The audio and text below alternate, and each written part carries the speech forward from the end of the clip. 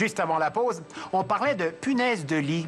Vous savez, ces petits vampires qui se nourrissent de votre sang? Eh bien, est-ce que c'est vrai qu'elles résistent aux insecticides les plus puissants?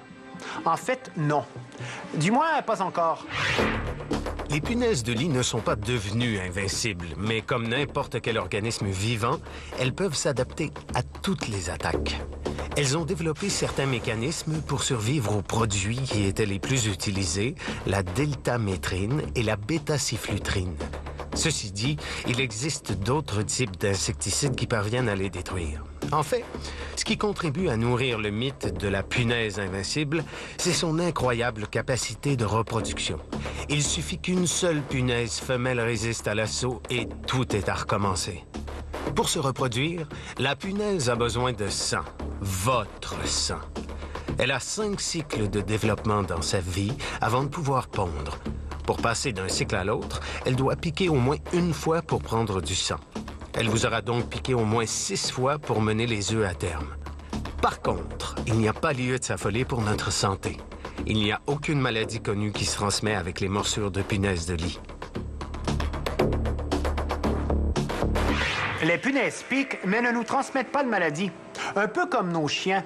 C'est vrai, ils peuvent nous lécher autant qu'ils le souhaitent parce qu'on dit que leur gueule est plus propre que la bouche d'un être humain. Mais est-ce que c'est vrai, ça? La bouche humaine, comme la bouche animale, la bouche du chien, contient plein de microbes. La différence, c'est que les microbes humains, les microbes dans la bouche humaine, produisent plus de toxines que les microbes de la bouche d'un chien. Fait que si vous êtes obligé de vous faire mordre et que vous avez le choix entre une morsure humaine ou une morsure de chien, choisissez la morsure de chien, elle est beaucoup moins dangereuse. Dans la bouche humaine, on a une catégorie de microbes qu'on appelle les Pasteurella du nom de Pasteur, qui produisent un certain nombre de toxines qui créent beaucoup d'inflammation.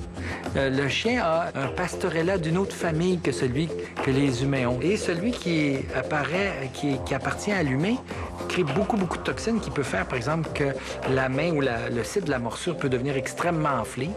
Malgré l'utilisation des antibiotiques, même si les antibiotiques tuent le microbe très rapidement, ces toxines-là sont très difficiles à éliminer par le système immunitaire et l'enflure peut persister pendant plusieurs jours. Est-ce que la gueule d'un chien est plus propre que celle d'un humain? Faut définir c'est quoi le sale et le propre. Chez les individus, l'hygiène, ce qu'on en sait, ce qu'on interprète va être variable d'un individu à l'autre selon ses traditions et ses croyances. Dans la salive de l'humain et dans la salive du chien, il y a des antimicrobiens dans les deux. Donc, c'est égal pour cette portion-là. Maintenant, si on regarde le type de bactéries qu'on peut avoir chez l'être humain et chez le chien, sont différentes des deux côtés. Mais le type de bactérie ne peut pas nous dire si c'est propre ou sale. Donc, c'est juste différent. Maintenant, si on regarde les outils dont on dispose pour combattre les bactéries au niveau de la bouche, chez l'être humain, on a beaucoup plus d'outils pour combattre les bactéries. On a la brosse à dents, le dentifrice, le rince-bouche, la soie dentaire. On a une pression, il faut avoir les dents blanches, il faut avoir les dents propres, il faut avoir la laine fraîche. Donc, on se préoccupe beaucoup de notre hygiène buccale. D'un autre côté, chez le chien, on n'a pas ce brossage de dents intensif, on n'a pas ces rince-bouches-là, on a des croquettes pour pouvoir enlever du tartre, mais on possède beaucoup moins d'outils du côté du chien pour pouvoir combattre les bactéries à l'intérieur de sa gueule.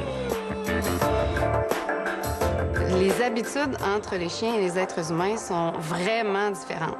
Donc, les êtres humains vont explorer leur environnement avec leurs yeux et leurs mains, tandis que les chiens vont explorer leur environnement avec leur gueule et leur museau. Donc, les chiens ont accès à beaucoup plus de sources de contamination bactérienne que l'être humain.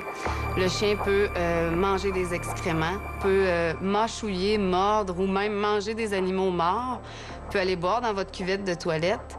C'est sûr que le chien est considéré comme le meilleur ami de l'homme, mais il n'en reste pas moins qu'un chien peut vous transmettre différentes infections.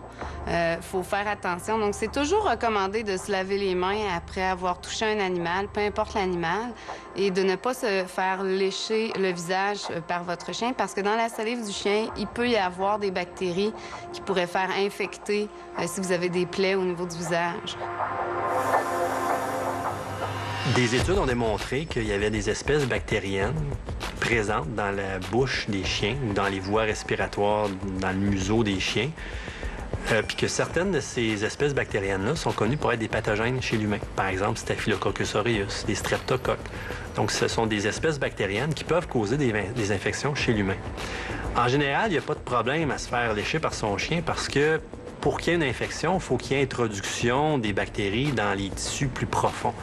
Donc, en soi, la peau est une barrière physique très efficace contre l'entrée des bactéries. Par contre, si on a une plaie qui est relativement fraîche, une coupure profonde ou une plaie ouverte, c'est pas nécessairement une bonne idée de se faire lécher par son chien en espérant que ça va guérir plus vite, parce qu'il y a des risques à ce moment-là d'introduction de bactéries potentiellement pathogènes dans la plaie. D'ailleurs, il y a plusieurs études qui ont démontré des cas d'infection graves suite à des morsures par des chiens. Si les plaies sont mal désinfectées, ces bactéries-là peuvent causer une infection sévère. Eh oui, notre corps tout entier est colonisé par des milliards de petits organismes qui ne demandent qu'à vivre, manger et se reproduire. Nous sommes comme une petite planète où tous vivent en harmonie jusqu'à l'arrivée de l'envahisseur, qu'il s'appelle Salmonelle, Streptocoque ou H1N1. C'est alors que nous sortons les armes, des armes parfois bien trop puissantes. Prendre 2 semaines d'antibiotiques pour guérir une petite infection, c'est comme s'armer d'un AK-47 pour tuer une coquerelle.